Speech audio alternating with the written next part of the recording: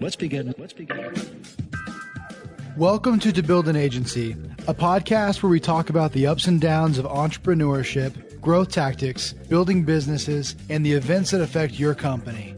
Let's jump right in.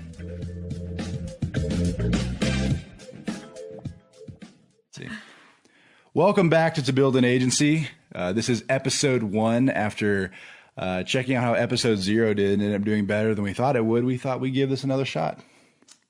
Yeah, another shot. We were going to do this from the start anyway. I know. Okay, but yeah, I mean, turned out pretty good. We ended up getting a decent amount of downloads and had a couple questions from social media, like a couple people DMing. So we're going to hit on a couple topics that happened this past week. And just kind of like what's going on in our life. We'll have a call in also for one of the guys we work with, our lead SEO. I think the most important thing we've done to improve this, at least for episode 1, is just come up with a good format to use. So actually involve some planning. Actually plan it. Actually have some things to talk about. I mean, like last time we blazed through our planned topics really really quickly. So we had to fill airtime with other things, and it was pretty funny and off the fly. People still liked it though. We got positive. Yeah, reactions. we got positive reactions. So we're gonna keep doing it. We're gonna keep doing this format. So we got some critiques on the sound. So hopefully, specifically my sound. So hopefully I'm getting a little closer to this mic. We'll probably get some what are they called? Lavaliers or whatever, lapel mics. Mic. We'll get some different audio situations soon. We have one really good podcasting mic, and so Attilio, I have never felt closer to you. We're definitely intertwining a little bit here. It's pretty funny, but yeah. So we came up with the format. We're going to be just kind of talking about our week and just different things we encountered as a marketing company, and talking through that, and we'll have and as entrepreneurs in general, right? I mean, a lot of this is kind of like personal, just because we work. Like our life is our work, So, yeah, agreed. First things first is we started really hammering out mornings for getting back into the gym and starting to focus a little bit more on health. That's definitely changed our structure because I think we're so used to staying up late. Oh yeah, we're very accustomed to burning the midnight oil. And I think it's good in a lot of ways, but it makes it really hard to wake up early and to be productive. And so the midnight oil, I like that. Right. So, getting back in the gym has been interesting. Like we also have just very different fitness goals. Like Attilio's on a bulk right now, and I'm on a cut and stuff. Like I'm trying to lose some weight, and I don't know, dude. I'm really worried that if I lose a bunch of body fat, I won't be as funny anymore. I'm worried that you could burn that off.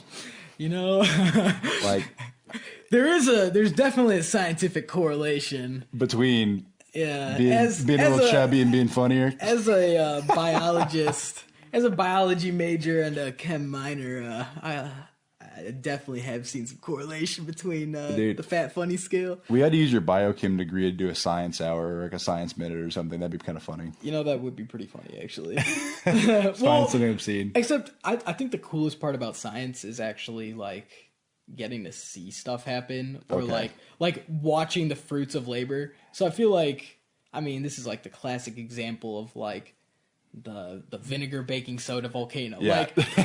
Nobody cares about you talking about a volcano going off. Everybody cares about watching that thing explode. So yeah, for sure. I don't know how that would pan out.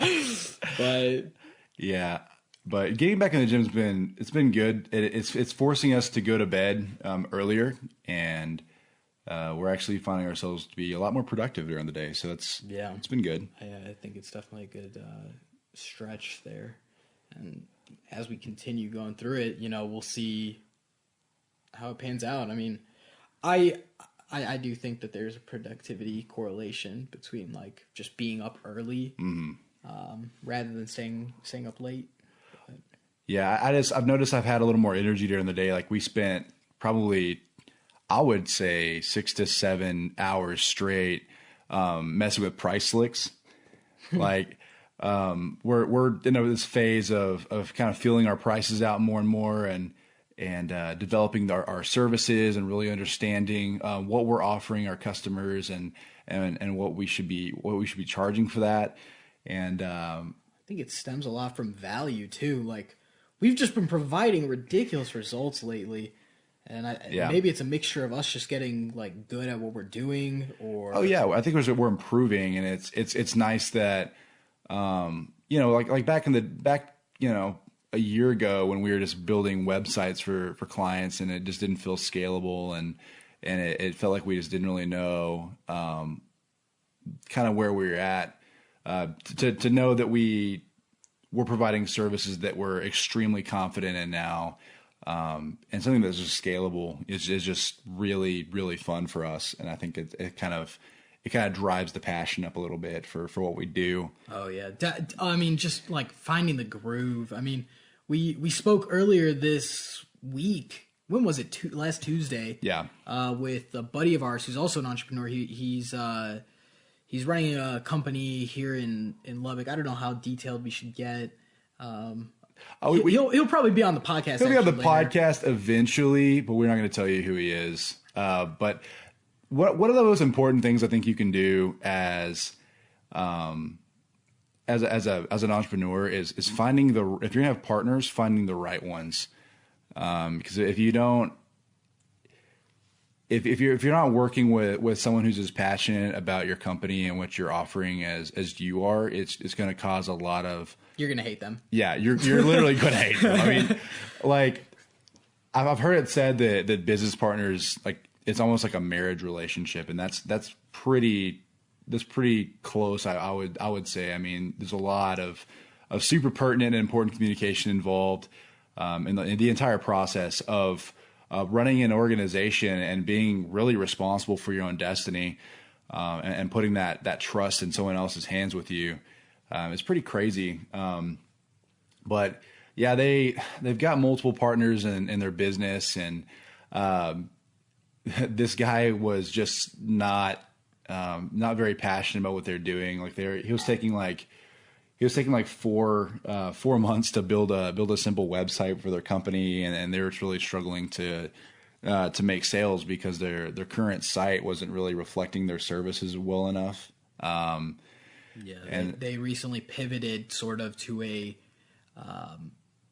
sort of to like rely more on their service and brand more on their service, and the partner wanted to make a really like creative, well-made website, except there was a huge problem with that. Perfectionism, and that they weren't like able to capture leads. Like they couldn't network effectively and push people over to the website. Like having a website is so strong for lead capture, for having that online presence, which is needed, absolutely necessary in this day and age. And I mean, just the fact that it took so long, they were missing out on so many opportunities. So I'm sure they were all frustrated.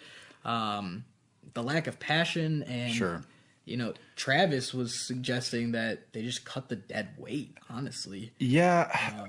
Here's the deal with that. I mean, I can empathize with the guy. Like, it sounds like he was like the head of their creative, and I'm the head of creative for Hone. And so I understand you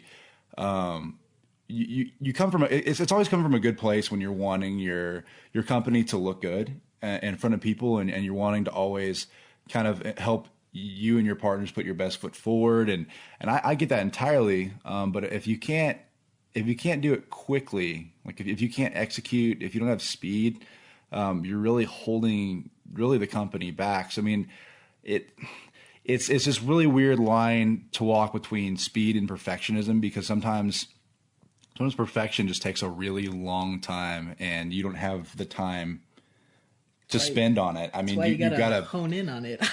Stop.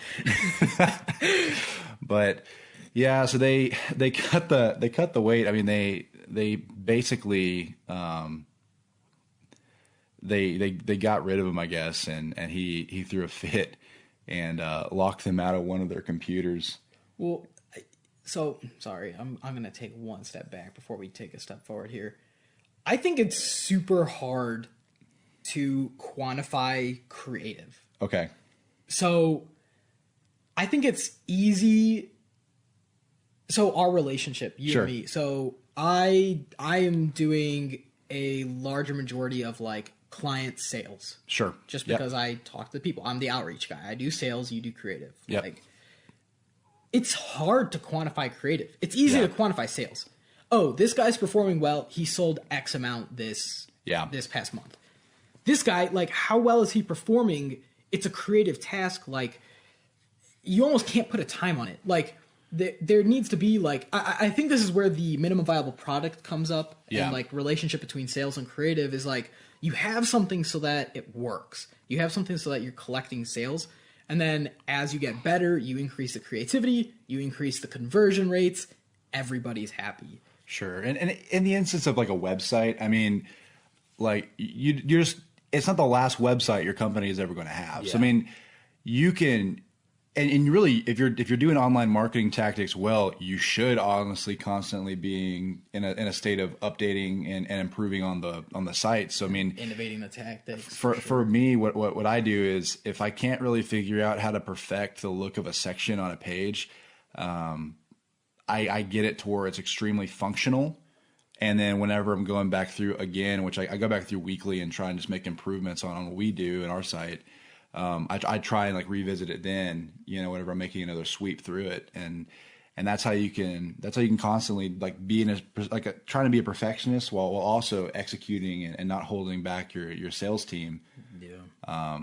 That's the deal. It's like you can't quantify it, but you can like in the sense of like creative is extremely subjective, but a task list isn't, Yeah. And you have to have it all done. At the end of the day, you have to get your job done. I also kind of, I had this article it was from Kiss Metrics. Okay. So Neil Patel, if you guys know him, he's an online marketing guy. I'm not necessarily a fan. I'm not necessarily, he's really snake oily. Yeah. He feels a little snake oily sometimes. Granted, he uses some strong sales tactics. Sure. And I saw something from him that that kind of helped me get to this conclusion as well. But he had an image showing all of his website updates. Yeah. And it was basically salt and pepper. Like this thing was like, it was a year calendar and it was just 50-50 on like updates. Granted, this guy is loaded. I mean, he has a whole agency running and he's always doing updates. I'm sure he's always doing A/B testing. I'm sure he's always doing like some conversion rate tracking. So that stems like that leads into like a bunch of changes happening all the time. So that's something to keep in mind. Like the biggest guys out there are just always changing, always improving, always trying to get that extra edge. So I think like the goal of perfectionism is impossible, but I think the mindset of perfectionism is key. You know what I mean? So just constantly trying to get better, constantly trying to improve. And that's one thing that I just think that the creatives need to hear is like, hey, like you're always going to be perfecting. So I mean, try and work on your speed, try and work on your execution. Like I make a damn good logo, but then revisit it later if you need to. I struggled, dude, whenever we were doing this, just even months ago with my speed I was just constantly trying to make it perfect. And I wanted to be, I wanted it to be a perfect website, or I wanted to, be where it needed to be. And, I was just having a hard time getting things out quick. It's just taking me forever to pull the trigger on things. And, over the past few months, I've really just worked on like getting things out really well, and also like upping the pace and all that. I mean, naturally with like logos and stuff, I take more time on it because that's more of like a permanent installation. But with things like UI and like web development and different things like that,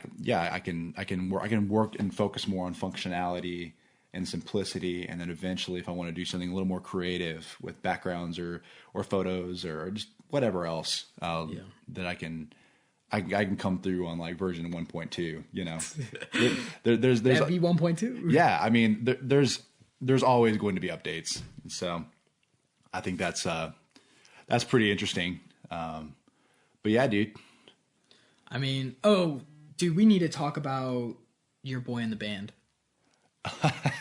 So Travis got Travis, if you know Travis, that's awesome. If you don't know Travis, phenomenal bass player, right? He's just a musician. I'm decent. I think you're good. Thanks. So, I appreciate you, bro. So he got kind of recruited to play as a filler for a bass role. One of my really good friends from college is a really good country singer, and he asked me if I'd fill in for a Battle of the Bands in Amarillo, Texas, and we were talking in the car the other day when on the way up. And he was talking to me about how he is thinking about spending $3,000 on getting his name out through the radio. And we had a really interesting conversation because it's going to spread out to about $1,000 a month. And I got back. I kind of got to 3 months, right? For 3 months, 3 months of radio exposure for $3,000. And I don't know. I feel like I don't know the music industry well enough to know like how effective is that, but I just don't know who's listening to the radio anymore. That's a good question to ask you guys, so our users, or our viewers, our listeners. What are they? Oh, they're our listeners, our audience, our audience. Our people. But how many people are like really listening to the radio for one, and two, like, I mean, I feel like just observing the music community, and having spoken to other artists, I feel like the way to really get that reach out there, to really like have that maximum exposure, is to do like some solid social media, some solid featuring with other artists, and just like boosting that reach with honestly native advertisement, like advertising on SoundCloud, because SoundCloud allows advertisements. Advertising on Facebook, because Facebook allows advertisements for musicians and musician pages. So if you wanted to like really cap out on that reach, like why wouldn't you just be using online marketing? I feel like online marketing is just the solution to everything. Yeah. Like there's some way that you can spin it to your advantage, and like just the fact that you can quantify the reach so well is just, I don't know, unbelievable, honestly. Like, how many people... That's like that old school story of the billboards. Like, how they'd have... Like, you would calculate the ROI or the reach for a billboard, and how they would do that is they'd have a guy with a clicker counting how many cars pass by the clicker for 24 hours. Oh, wow. Or for like 12 hours, you know. That's crazy. But I didn't know that at all. Yeah, like that's ridiculous. And now you just have like, you know, Google Analytics that just like tracks everything, or like, you know, Facebook Pixel. So I don't know. I just feel like the bang for the buck is just really on those native ads featuring artists, because that's free, and social media, because that's basically free to get into. Sure. I mean, and it's like, I understand like you'd want to reach like, you know, Texas red dirt, you know, country fans. Oh, you can narrow it down for that, you know? But you can literally narrow it down to that. Texas red dirt country fans use social media. I mean, like they're there, and it's underpriced. Like it's extremely cheap, and you get so much reach, you know? And you know that they're there, and you know that they're paying attention to their Facebook, you know what I mean? Yeah. But I don't remember the last time I just sat there and like listened to a radio program, or you know what I mean? Like I'm always listening to podcasts like this. Or just YouTube video. Like, sure. If I saw a cool YouTube video, or my buddy like tagged me in a sweet ass, like, I don't know, some cool visual art with some awesome music in the background, and you're like, oh dang, what's the music in the background? Yeah. And you're like, oh sweet, that's the blank blank blanks. And you're like, oh dang, I love the blank blank blanks now. I'm gonna check out all their albums and check out everyone that they've ever worked with. Yeah. I don't know. Yeah, for sure. For sure. So anyways, we had an interesting talk about like radio reach and all that. So that's, you know. Yeah. I mean, I don't know. What do you guys think? Who's out there like actually listening to the radio? I mean, granted, when I'm in the car, I'll like turn on the radio if I'm too lazy to like plug my iPhone in or something. Yeah. But it's just, I don't know. I mean, especially like a radio shout out. Like, is he paying for playtime? I don't know. I don't know what he's paying for. But Let's talk about our price licks this past week. We mentioned it earlier. Earlier we mentioned we spent like a long time working on price licks, and the design of them are extremely simple. I mean, I just went for functionality, but we were really trying to like hone in on our stop it. We're really trying to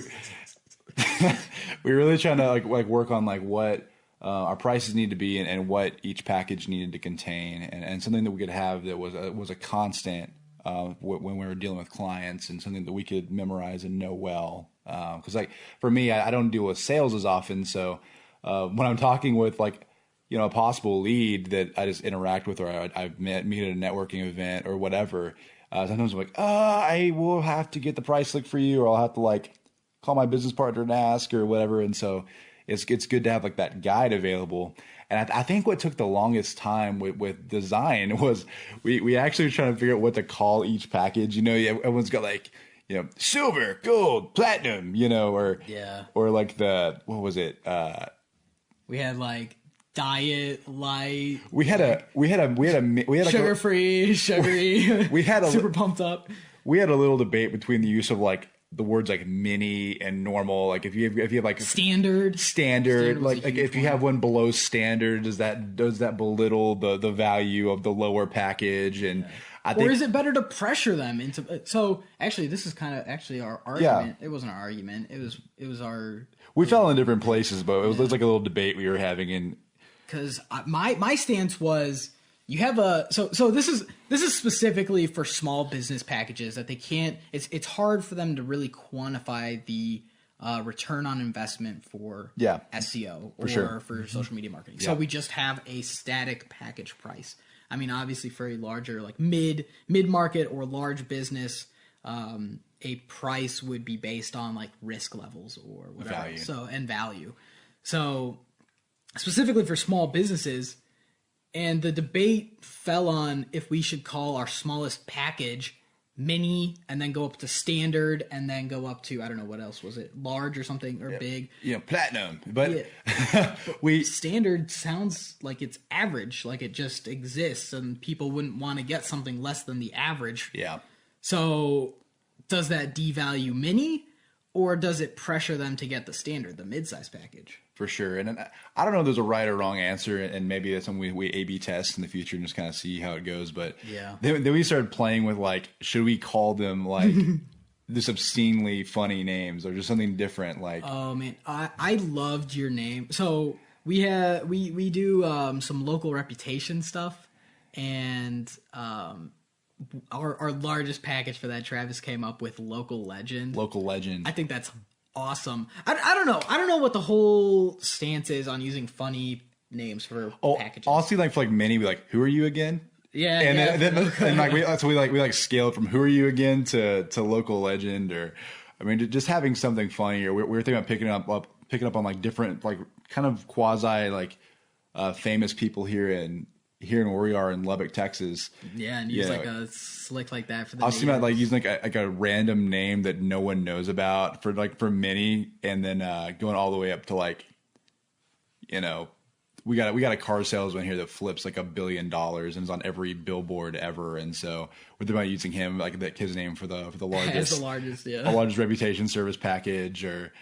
I don't know how that fares with people. Like I don't know. I so want to test it out, at least for like maybe April Fool's Day or something, like next year April Fool's. I don't know. Like, I want to be in a place where we're stable enough to where we can try it for like a month or something. Because like my fear is it's like, are people going to think we're unprofessional because of it, or are people going to think, oh, that's really funny? Yeah, just like have a locked in set amount of like. Solid revenue that just like makes everybody happy, so that way we don't have to like go crazy out of our way and just do huge conversion rate testing. Like, I mean, if you understand your clients well enough, they're going to shop around and look at other companies, and so I want to be memorable. Yeah, and so I want people to go, oh, they had the funny package names. Yeah. You know what I mean? And think about us, because like we're not the only online marketing company out there doing this stuff, but I also don't want people to go, oh, these guys are really immature, or these guys are. That's very professional. That's a huge. I don't know. So this almost brings up the debate between like immaturity and trustworthiness versus Yeah. like professionalism and like just being experienced in general. I do not have a shred of doubt in my mind that we are the absolute best company for our niche, for what we're doing in our area. I absolutely believe we're the best, and it's proving itself in our track record. But at the same time, can we brand ourselves? Can we be who we are? Can we show that our business is us? Yeah. Without showing that immaturity level, like, or if it's immature, I don't know. Like, to me, I think that the most important part of a business is the people running it. Can we be like treated or perceived as professionals without being like prim and proper, white collar? You know what I mean? Like, yeah. Like, do I need to wear a suit, or can I just wear my Lamb of God shirt? I just like when you're good at something you do, like when you're the best at something you do, like how much does it show to someone, or how much does it matter to someone that you're, you know, dressed nice, or that you have your package titles all the same, silver, gold, platinum. Like I would rather I feel like we should take the advantage, take the chance to brand ourselves, and make ourselves known as like, hey, these guys, you know, they can laugh, but at the end of the day, you know, we're the guys working 17 hours. Like, I'll laugh with you, I'll have fun, I'll go out and have a drink with you, but you better believe I'm working 17 hours. Oh yeah, like we're and pulling it's crazy not hours. It's not just like sitting around 17 hours. It's like 17 hours because we literally cannot get ahead because there's so much work that could be done, so much work to do. Oh yeah, like there's always more stuff to get done, and you just have to be executing on it. So it's like, I don't know. It's the balance between like fun and professional, I guess. Oh, it's like we can have a good time with you, but we like, you better believe we go to sleep with our jersey on. Honestly, like for sure. Just if someone has a good idea for that, I would really like to hear it, or at least some input. I mean, I feel so. I guess we're kind of older millennials.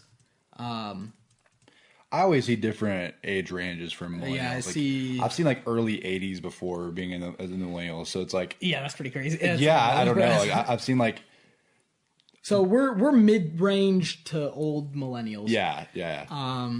And I feel like I just have this like gut feeling that if I wanted to talk to a millennial, approach millennials, sell to millennials, that you almost have to be like a little bit more laid back. Like it feels like with this generation where online marketing is so prominent, everyone gets hit with ads and sales and stuff. You do need to be different. You do need to break through the noise, but you also need to have that like lax attitude. Like I feel like I have been able to engage and talk more to my friends when I haven't been trying to like sell them something, when I've just been like, hey dude, actually we are like actually rocking it. Like check these results, like just having fun doing it, like crushing these things. And people are like, oh dude, that's super sweet. Like hook me up with a sales job, or help me out with like some social media marketing stuff. Like just approaching people with such a relaxed manner, I feel is maybe the new way to go about things. Like just hit your levels of results and get the result statements out there, and just be like chill about it, instead of being so like the traditional marketing where you're just like in everyone's face, and the traditional advertising where you're just like constantly like bombarding people with stuff. Yeah. Maybe it's just like causing so much noise that nobody cares anymore. I think what makes our company the best in our region is just that it's just who we are. You know, like we're just, I don't know. I just want people to know our personalities. You know what I mean? I want people to get to know us. Yeah. Like even through like something as simple as a price slick, I want people to kind of understand our company culture and what it's like to let's do it. Let's do it. Let's find some good names. Yeah, I think we just made a decision. Okay, cool. We just made a decision for the company on the podcast. so yeah, let's do it then. That's crazy. I think no. I mean, I think that's cool. I mean, let's be reasonable at first. Of course. I'm not going to do anything crazy, but I think we can introduce some creative, especially for like small business owners. I mean, granted, the small business owner demographic right now is like 50% over the age of 45. Okay. So maybe it's not working to our advantage. I think there's only like 20% of small business owners that are under the age of 35. Sure. I think that number's a ballpark from what I remember from, I don't know, 2 years ago. But so maybe we're not playing to our advantage there. But I do think, for the long run though, it's good for people to know us like that, Yeah, for sure. It's like we said this before. The most important part of our business is us, because we are the business, literally. Yeah. So, man. But yeah, I don't know. I think we're pretty good at like coming to agreements on things pretty smoothly. But like, if there's one thing that I think we haven't been as in agreement on, at least in the past few months, is a specific client we're working with right now. Oh Jesus! We're working with a hospital right now. I'm not going to say which one, but working with them has been like extremely tough. I mean, we signed a contract with them back in November with a very specific scope of work and requirements that we needed to start a project. Yeah, and they still haven't gotten us what we needed. And the person put in charge of the project, and this is really where things get tough. Like I can adapt to businesses. Or accommodate. Yeah, we'll accommodate. Like if people aren't just like, by the book, doing everything we need them to do, we'll accommodate it. We'll be really patient with the business. I mean, not everyone's processes are extremely like streamlined in certain ways, or similar. Well, I mean, if you're a hospital, like you're not really dealing with creative very often, so it's not a market, like another marketing company or another web design firm or a production company or whatever. Like they're used to dealing with projects like this. We'll know what to do better. But if you're doing like a hospital, you know what I mean? You just gotta. What then? Yeah. They're not used to it, and so like we try and be like a little lenient, a little gracious with that. But the person they put in charge of this project has been extremely difficult. I mean, she's kind of a know-it-all kind of person. Like she used to work in our industry at some point.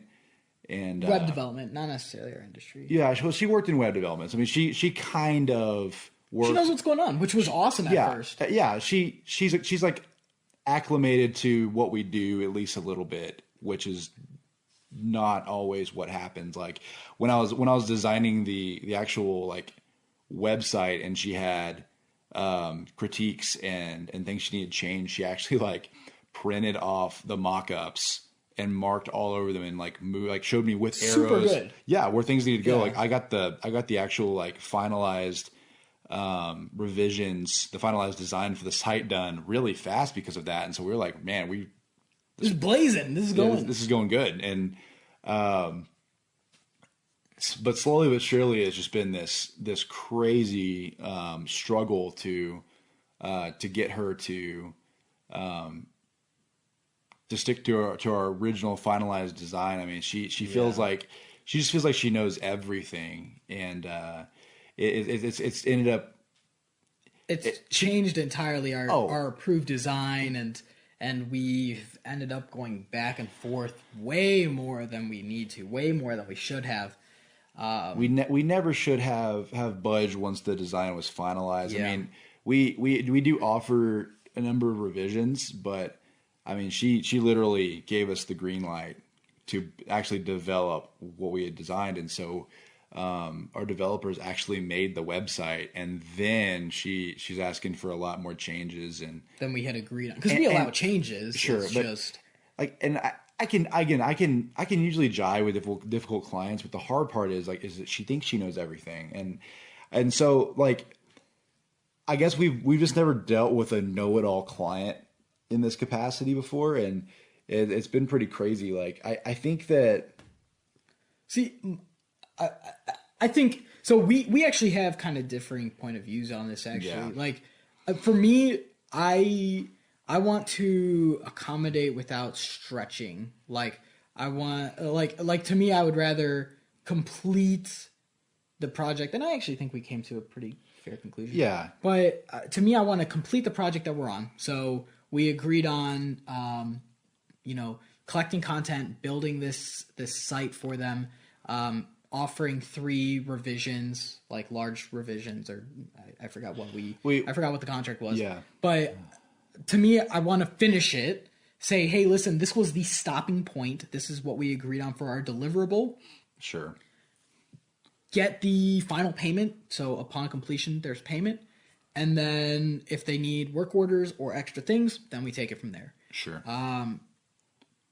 And I like, to me, that's kind of the only way that we can take. Like, we just have to kind of be sturdy with what our contract said.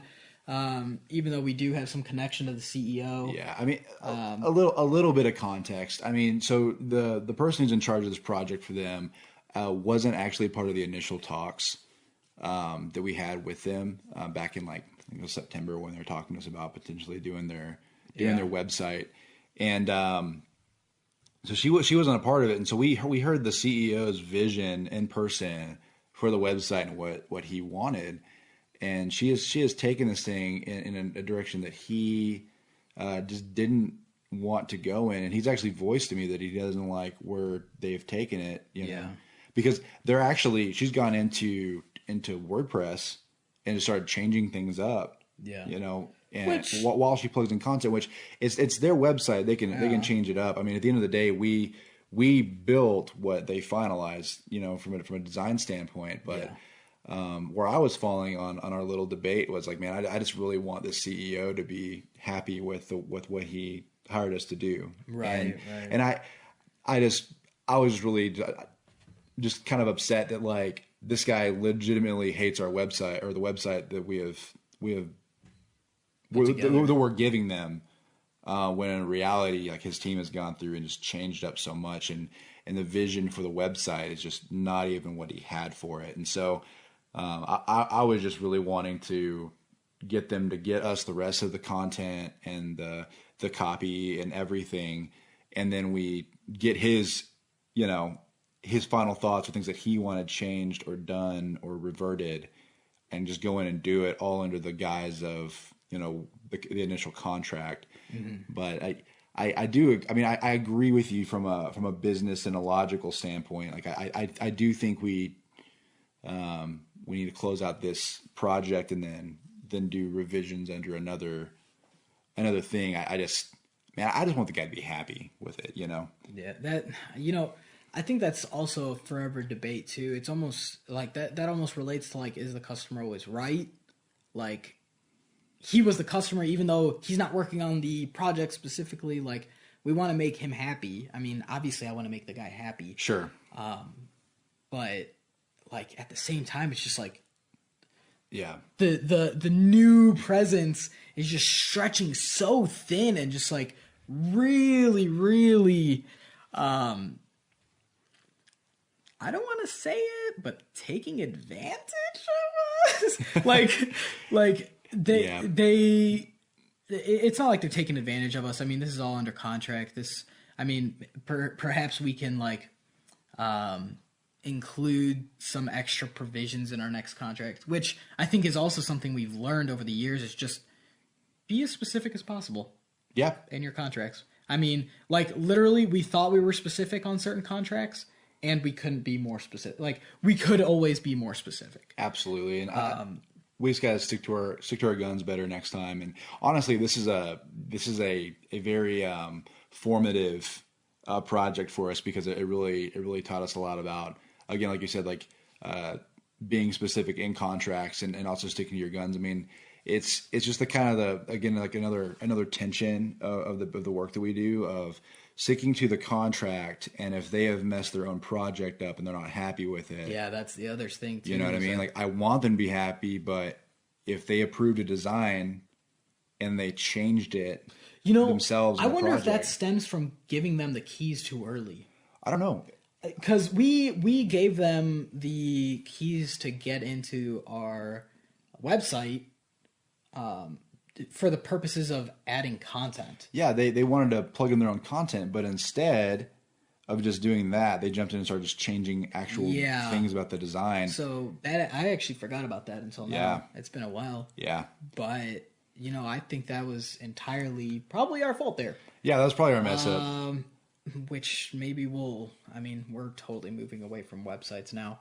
Like, well, not totally. It's not our bread and butter service like it was. We absolutely provide websites. We absolutely do provide websites, but definitely not bread and butter. We're definitely more focused on SEO and social media, but we absolutely provide like websites if we need to. But we took this client on back when like we were like, yeah, we're gonna make like $4 million making WordPress websites, and that's just not true. Yeah, but that's crazy. So I mean, I don't know. So dealing with know-it-all clients, right? So I think that the way they are, the way that they are is I think it really stems from a high level of insecurity, and like insecurity in us or insecurity maybe in themselves. I mean, like maybe they feel like they have to look super intelligent in order to be valued, or they have to have the best ideas, or I don't know. So I mean, I'm learning prove themselves. Yeah, they have to prove themselves or whatever. And so when I was dealing with this person, I had to really kind of learn how to present like contradicting ideas, like ideas that just went against the grain that she was kind of providing us with. I had to learn how to present them as things in like a non-threatening way. And so it kind of came, I couldn't just say, hey, you're wrong, or hey, like you're actually tanking this project, or hey, this looks really bad. I had to kind of find ways to like kind of compliment the things that they say, or man, you're so right about that. Or something they say. But maybe we should try these. Well, and it hurts me, like it hurts my pride because I'm like, oh, you're so right about that. Even if they're not, I'm just like, yeah, you're so right about what you're saying here. That's a really good point. That's a really good observation, or whatever. And then if I bring up something else that might go against the grain, like she might be a little more receptive because I already like complimented her intelligence, or kind of like I kind of gave her almost that self-esteem. Give like him the credit for the ideas. I gave him a credit for something, and try to be like, fun and personable, and like, hey, this might be a really cool idea I was thinking about for for the website. And yeah, don't get mad, Jesus. Yeah, don't get mad, don't get frustrated. Like there would be times when don't debate. When I would talk to them, and like even just being neutral, sure, like not being upbeat would like trigger microaggressions. Mm.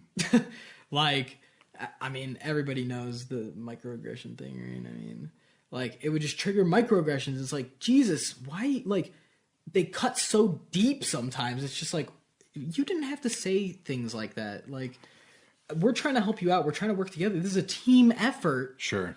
And it's like, if you're not upbeat, they're going to totally flip it on you. So, like, do yourself a favor and just, like, be positive about it. Like, keep trying to, like, see where you can like take advantage and like guide the project in the correct way, sure, and not guide the project in the correct way, and see like where and how you can attack it differently.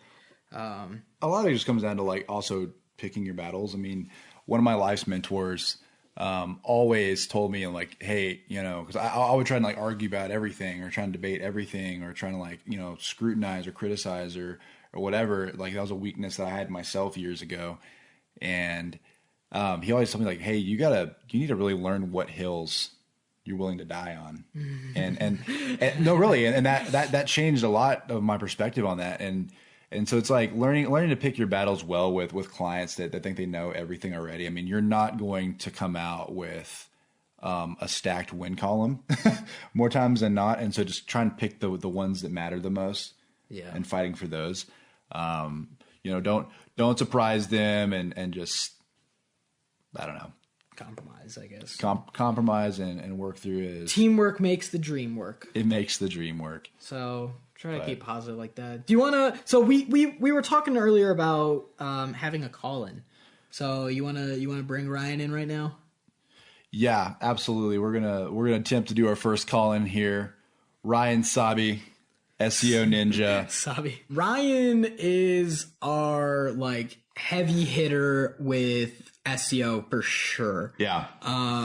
If not just like our service extraordinaire. I mean, he is just beast mode. Like, oh my God, dude, I literally like made an Instagram post last night because I was like freaking out at how beast mode, I don't know how deep we should say our clients' names on here, but like, but how beast mode X client was in like, just like doubling clicks, like double impressions, like it's just ridiculous. Like 2 months, I was like literally squirming in my seat. It was like I've never like. Yeah, man, it's been a good run so far. It's been a good run. Yeah. Yeah, I don't know if it's it's some effort plus a little. I guess there's always a little luck, but obviously it was lucky to have found you guys. Oh, And be able to go on this journey, because you guys are the extraordinaires in business in general, getting business. We're trying. I mean, I don't know about extraordinaires. Everything, like trying to do whatever we can, like ideas to like keep them, retain clients, improve the products. Just a little ninja. We're totally we're trying. We're definitely trying. Succeeding and failing simultaneously, but that's okay. That's what this podcast is about: is documenting. Yeah. And but hey, Ryan, give us some rundown. Give us, dude. I don't know. Take like I don't know, a couple minutes to just talk about your background. I guess like who are you? What are you? How did you get into SEO? When did SEO start getting popular? Like, how long have you been doing it? Why do you love it so much? I mean, like, you really like. You don't merely understand SEO. You like legitimately love SEO. Like, you actually love it. I'm just a robot at this point. Well, it's such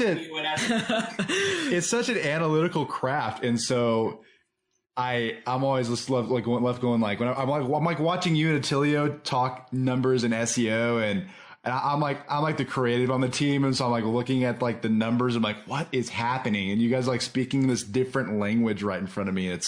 It blows my mind. But like, you actually love SEO. Like, that's like not even like an exaggeration. Yeah, I mean, that's what's interesting, because I was similar to yourself. I kind of started out I've always been like, left creative. Okay. Left brain. I didn't know that.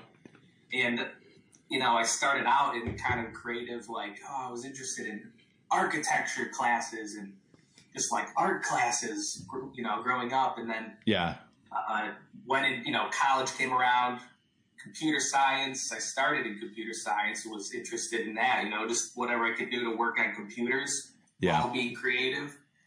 And then I ended up just majoring in business, business finance. My dad went through that, and it was just like, seemed like the safe route to take.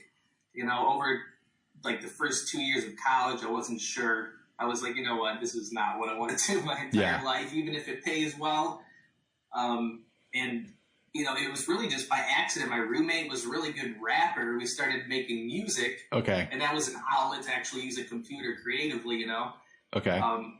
And then when we started actually being, 10 tracks deep, we're like, shit, we should start marketing this stuff. Sure. That's really like what I learned about SEO, like just on my own. And then I was almost like, shit, dude, I don't really care about what I'm learning in college until it's over. I just want to get my degree and then figure it out afterwards. So I just kept on learning about online marketing and SEO to promote those tracks and everything. Obviously, he moved on.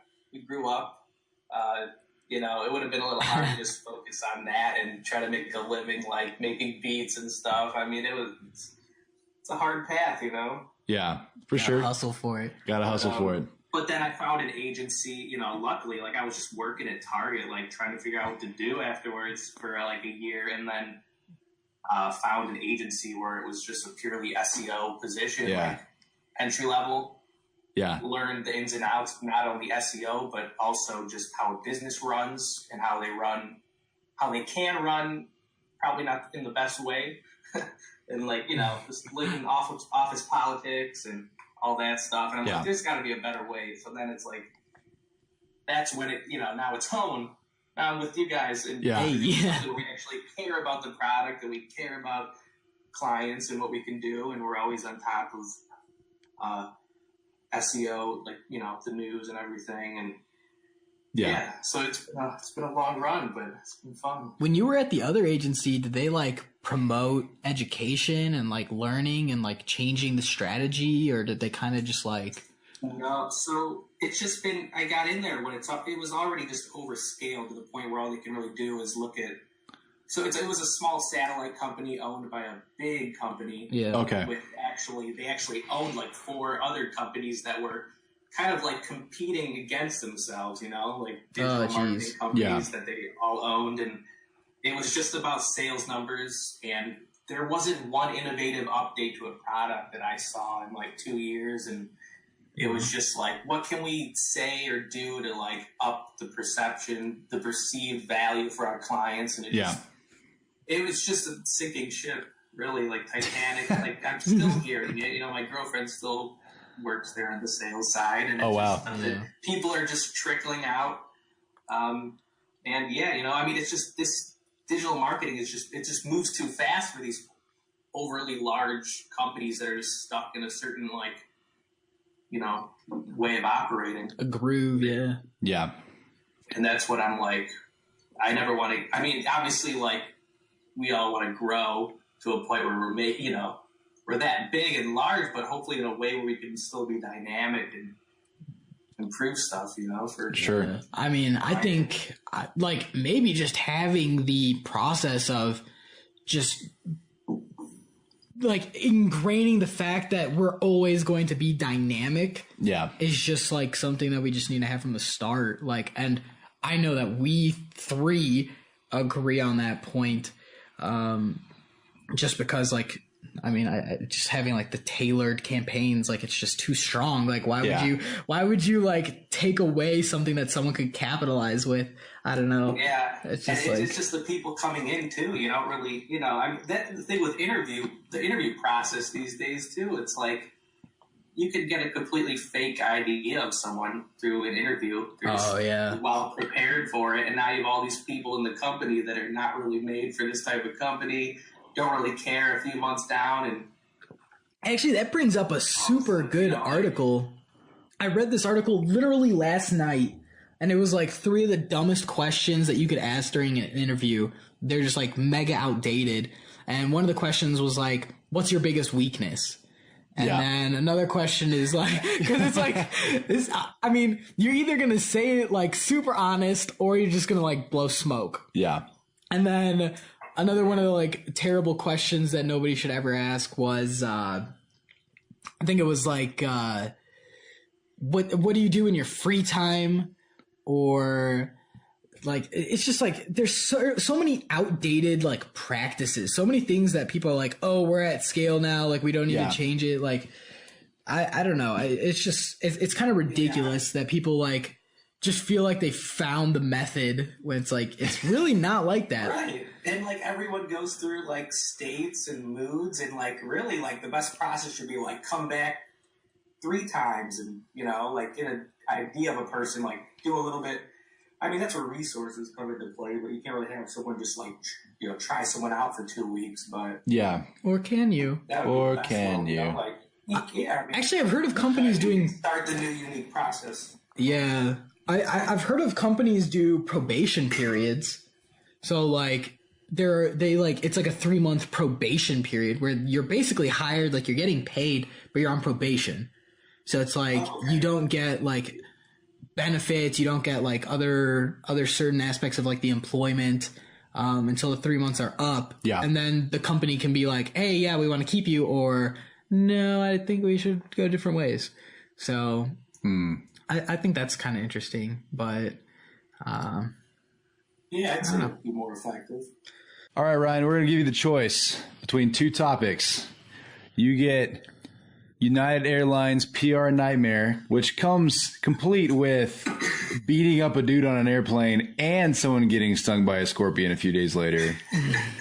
After their CEO won best communication and they have like the best businesswoman on their team this year. Or Burger King's Google Home ad. Oh, man. So, I mean, the United Airlines 2-in-1. It's one more jam-packed. It's pretty jam-packed because they made a lot of mistakes. Read about like what's his name, Dr. Dow's background or anything? Have you guys? Let's go with that one. Okay, so 2-in-1. I'm sure all of our listeners know about United Airlines overbooked a flight, and they selected 4 people at random to be reaccommodated, quote unquote, onto another flight, and he said he was a doctor and he had patients to see the next day, and he refused to be reaccommodated, so they kind of forced him into being reaccommodated via slamming his head into an armrest and carrying his bloody body off the plane. And he like ended up going back into the airplane somehow, like saying like, please don't kill me, and all this craziness. Here's the thing though. A lot of people, like, I don't think people heard, but United was offering like $800 and a hotel like night stay in, where were they? Chicago. So like they would have had like a super comfortable night to just like hang out the next day. Yeah. Plus $800, like you could buy some pretty expensive like dinner for that, and like have some like solid like remuneration just to like spend an extra 6 hours. Like, I don't know. That's pretty mind blowing. That, I mean, for me, like if I'm traveling, home and I've got nowhere like crazy to be or whatever, I'm gonna take the $800 and the accommodations. I'll just be like, they forced me to leave the plane, guys. I guess I won't make it. And then I just take the $800 and like show up tomorrow. There had to be like a couple guys on there, surely. Like, this guy, he's really a doctor then. Like, was that a true story? Yeah. He's got to get to patients. And this is the crazy part. They didn't just like pick 4 people and say, hey, here's $800. See ya. Like, they asked the plane for volunteers. Say, hey, we need 4 volunteers. If anyone can fly tomorrow, we'll pay for your hotel and give you $800. And when no one, not a single person volunteered, and they kind of picked 4 people, and one of those was the doctor that didn't want to leave, and they slammed his head into an armrest. They messed him up, and they drug him off. Like, people are screaming, like what are you doing? What have you done to him? And they're just dragging this guy through the aisle and off the plane, and like he's all bloodied up, and I was just in disbelief. I mean, the week later too, like we mentioned it earlier, like less than a week later, some dude gets like stung by a scorpion on a plane. Yeah, what happened with that? Did you read the article on that? Like, yes, basically. So I can read I have a BBC article here if you guys want to listen to it. I'll read it out for you guys. Let's just read it real quick. This happened on the 14th of April. And I guess so this is what the article's saying. A Canadian man says he was stung by a scorpion while traveling in a business class on a United Airlines flight.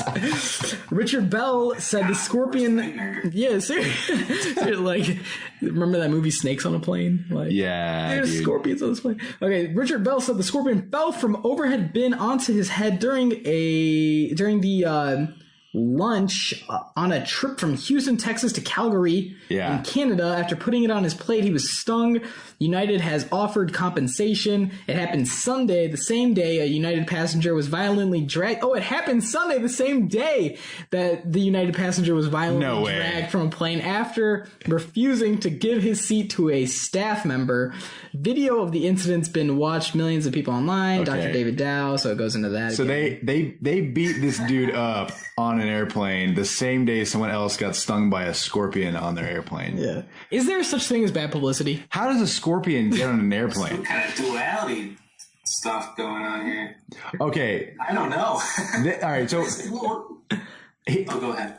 Okay, here's where we're kind of like trying to spin the conversation, because everyone on the internet is actively making fun of United Airlines. Like, we have always known that United Airlines has been the worst airline of all time, but now we have concrete evidence that proves it. And so we know about this. The internet's going crazy. It's been like one of the most talked about topics, in the past week or so. But here's the question that Attilio and I have been debating over the last week. And we'd love to hear your opinion on this.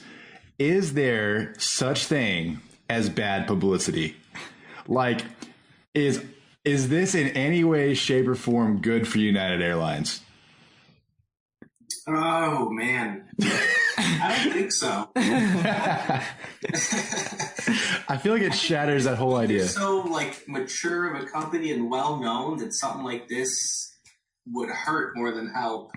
Yeah. Maybe if it was like an up-and-coming flight service or something that was like Virgin Air or something. Yeah. No one has heard about it yet, and then there's going to be at least look at some new flyers that are going to go against the grain and be like, you know what, I'm going to start using them. I don't, but I think this is definitely hurting them right now. Like, pull the Kanye. I don't know how they're going to keep, because they're going to keep producing different stories and angles on this to try to rebuild their reputation or what, but.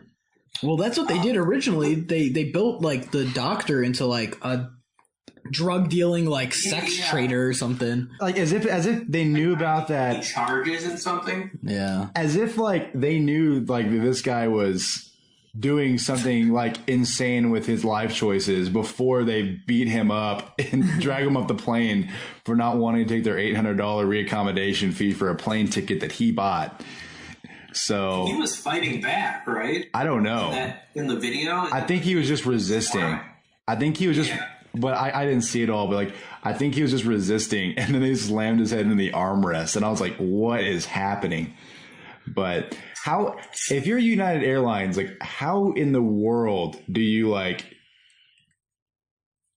don't know. It was come back from it. I mean, this is also in wake of the Pepsi ad that took off, literally 5 days before with Kendall Jenner and the protest line, and she hands the cop the Pepsi, and he cracks it open. It's we solved racism, and it just wasn't received very well. I saw a photo where Bernice King wiped that ad, right? Yeah. They just edited it. I saw a tweet that day where Bernice King, Martin Luther King's daughter, posted a picture of MLK being confronted by police, and she said, I only wish Daddy knew about the power of Pepsi. And I was like, oh my gosh.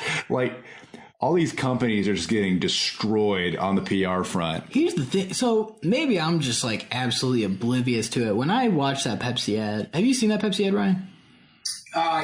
Yeah. Okay. Quickly. I just saw her in front of the police officer. Yeah. I don't really remember the ins and outs of it, but I think that was the gist of it. So when I saw that ad, my immediate reaction wasn't to wow, this is racially insensitive. My initial reaction was meh on the commercial. It was just kind of I didn't, maybe I'm, I mean to me the commercial wasn't even that good for one. I understood the point, too much branding. I thought wow, this is kind of cheesy. They showed the Pepsi label on the can 40 times, but I mean, I don't know if I'm oblivious to it or if it was just stretched out because Bernice saw this extra aspect and everyone just kind of rallied behind it. But man, I didn't have the benefit of watching the commercial sucks, but I didn't see it before I saw Bernice King's tweet. So I got on Twitter and everyone's blowing up on Pepsi, and that Bernice King tweet just went viral. And I was like, what she tweet? That whole if only my dad knew about. I wish Daddy knew about the power of Pepsi, and I was just kind of shocked. I was like, oh wow! So I already watched it through that lens. So I really didn't have an initial reaction beforehand. So I don't know. I think it's super important for companies to stay as far away from politics as humanly possible. That's where I think that's where they're trying. They think the gravy train of exposure is targeting all these issues, but they're not. They have to be super careful. You gotta be so careful. Like whatever is in the public consciousness with all these issues, if enough of them are sensitive enough, it's all it takes is one person to tweet something, and I don't know. One person with a little bit of a spotlight, and it's just I think it's great when I see companies stepping up for social issues and stuff like that. But it's man, you've got to be on point, because imagine how many marketing and PR teams watched that commercial and were involved in that process. yeah. Who all okayed the ad. I'm hoping the CEO watches the commercials that are about to go out and stuff. I don't know though, but I mean, there had to be some legal team for a social media marketing team. If you're creating content, you have to have some process of checks. Yeah. Where someone if you have a creative idea, it needs to go to someone in the company that you're representing, and they need to okay it, or you need to have something in a contract where it's hey, if we don't hear back in 24 hours, we have the okay to release it. So, it's responsibility on both parties, but at the same time, there had to be some okays, some legal team had to check it. How many? This is $1 billion company. It had to have been pre-planned in a way, but they still just through the cracks did not realize, or they wanted to debate. If every ad that gets enough exposure always comes down to debate, that's kind of a shitty world. But so between the production company that shot it, the actress Kendall Jenner,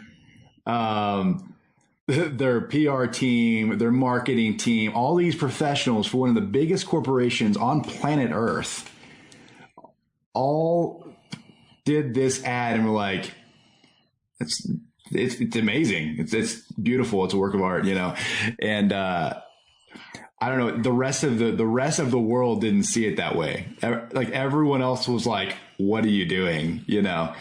And so, for me, I'm if one of the biggest companies that can afford the best people couldn't nail it or weren't careful enough to not get burned, I think everyone should just not even touch it. You know what I mean?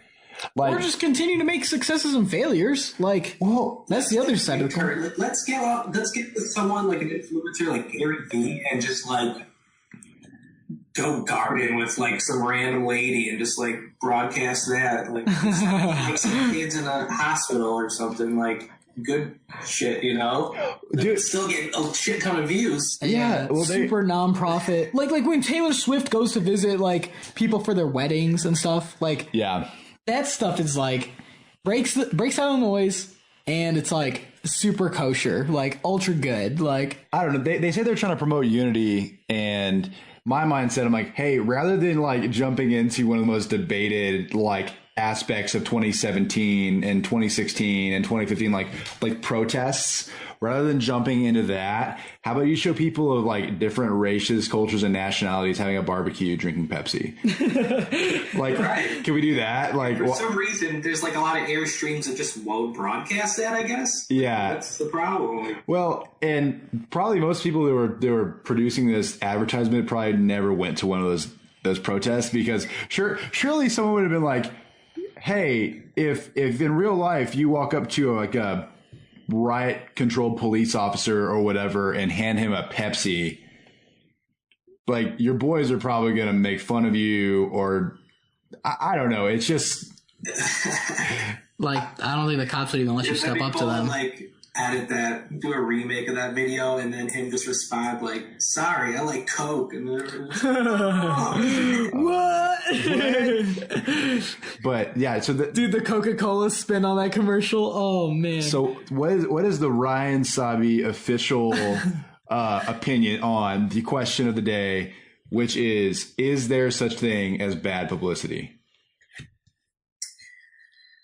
Oh man, yes. I'm gonna go with yes. Okay. I gotta have some morals. You have some morals. No, I think I agree too. I mean, you said it earlier, like they're so big too. Yeah. Like talking about Pepsi, talking about United, like it's not like their reach is gonna like. I mean, reach obviously has a factor for them, like, oh, extra exposure, extra, like, advertisement, right? That's the point of an ad, is that, you know, you say it to someone so many times, but, like... And even the people that create... I'm sorry, go on. No, go.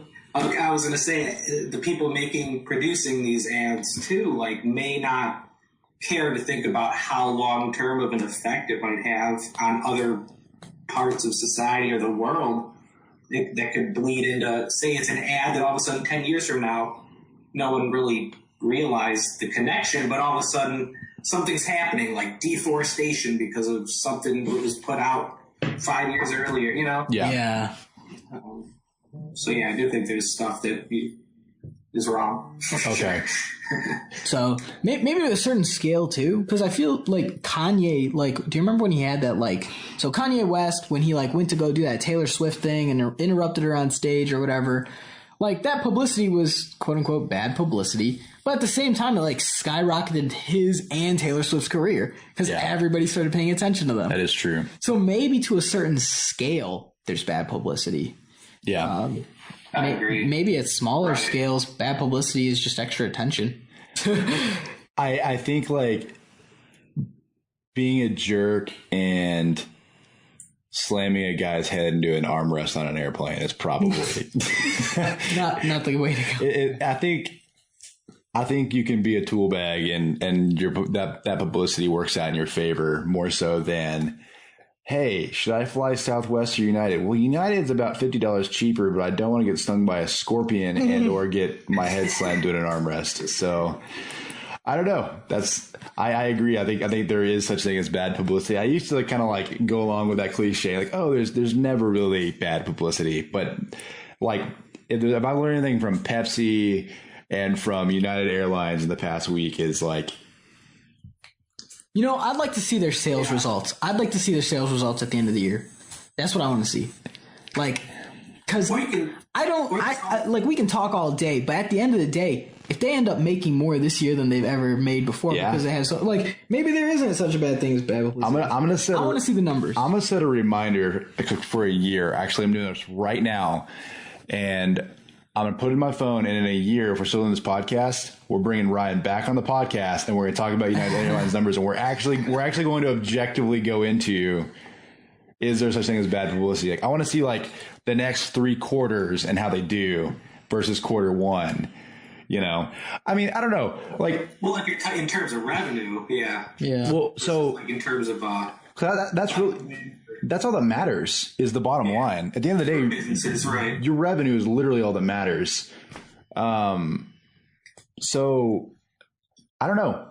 I think we can check this out in a year and see how it goes. But I think at the end of the day, but here's the deal. Like I'm going to fly up to Chicago here in a couple months, and I'm going to look at all the flights. And if United's got the cheapest flight, I don't know. My aunt is a flight attendant. I should know what planes she flies, but it might actually be United. Talk with her. You know, I'm 6'5". I'm a big guy. Like, I might be like, you know, I can spend $150 less on my ticket with United, and I can take a punch. So I mean, I think I could be.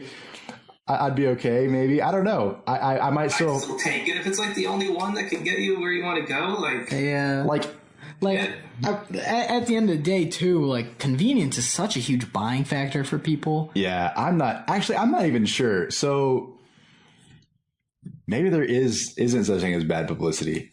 I don't know. I still might drink Pepsi, and I also still might use United Airlines. You know what? I don't even know. I don't know the answer. Are you a Pepsi guy then? Or you've always been a Pepsi guy over Coke? So actually, back in 2010, I went to Uganda for a few months, and the only I'll tell you the story later. But I lived in Uganda for a few months, and the only like sodas they had that were like big, all they had was Coke and Pepsi. That's it. Like they had some like other weird soft drinks, but like they had those two things, and I just never liked how Pepsi felt after you drink it. So I drank Pepsi for that whole summer, and so I'm actually a Pepsi guy. So okay, yeah, I'm a Coke guy. Sorry. Dang. Coke for life.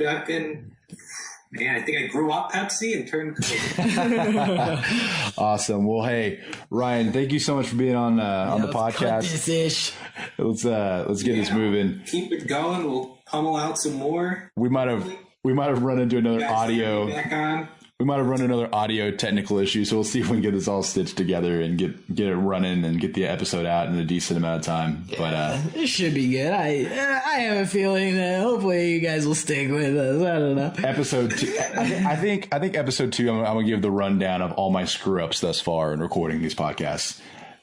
Like just some video. Like oh dude, yeah, like a B-reel of all of our goof offery. All the extra stuff. But anyways, dude, hey, super great to see you as always. And you too, guys. We'll be in contact soon, buddy. All right, take care. Appreciate it. Thanks for having me on. Yeah. Peace out. Later, brother. Catch you, dude. All right, let's cash this episode out then. Awesome. Thanks for tuning in. We'll be putting out episode 2 very shortly. Yeah, after love this. you guys. Thank you so much.